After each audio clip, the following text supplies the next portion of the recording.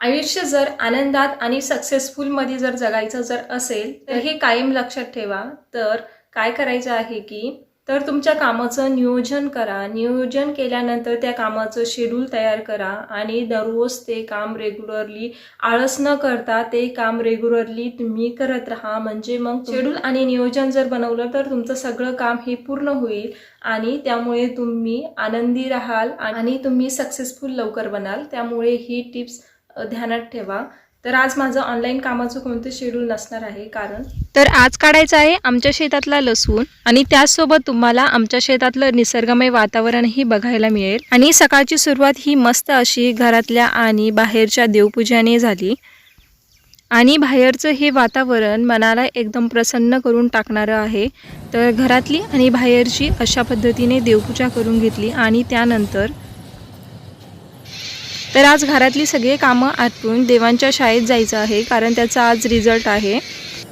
तर घरातली सगळे कामे आटपून पोहोचलो देवांच्या शाळेमध्ये आणि अशा पद्धतीची देवांची स्कूल आहे।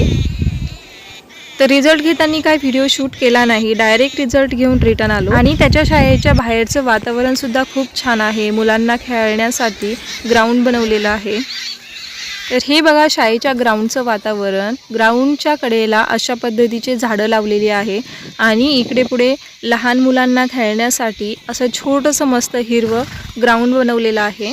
आणि एवढ्या उन्हाळ्यातसुद्धा मस्त असा हिरवागार घास आहे आणि त्यावरती मुलांच्या खेळण्यायोग्य खेळणे बसवलेले आहे।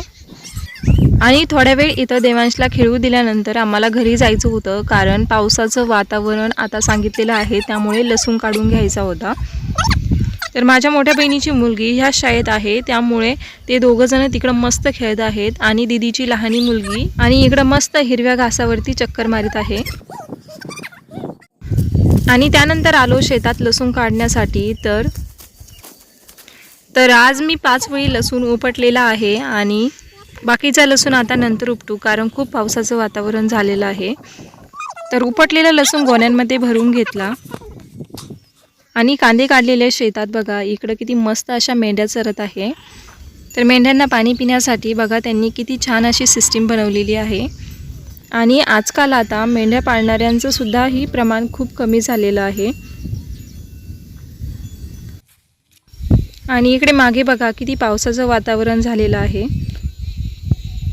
आणि इकडे काही कांदे कापायचे चालू होते, ते कांदे कापून येथे ट्रॉलीमध्ये भरायचे चालू होते। आणि बाकीच्या अजून 4 वळी बाकी आहे, त्या उद्या उपटावा लागणार आहे, कारण पावसाच्या खूप वातावरणामुळे लसूण उपटलेला भरून तो गाडीमध्ये नेऊन ठेवला आणि आता घरी निघायचं आहे। आणि आजचा हा व्हिडिओ तुम्हाला कसा वाटला कमेंट करून नक्की सांगा आणि असेच व्हिडिओ बघण्यासाठी चॅनलला सबस्क्राईब करून ठेवा आणि व्हिडिओ आवडला असेल तर व्हिडिओला लाईक शेअर करा। चला परत भेटूया अशाच एका नवीन व्हिडिओमध्ये।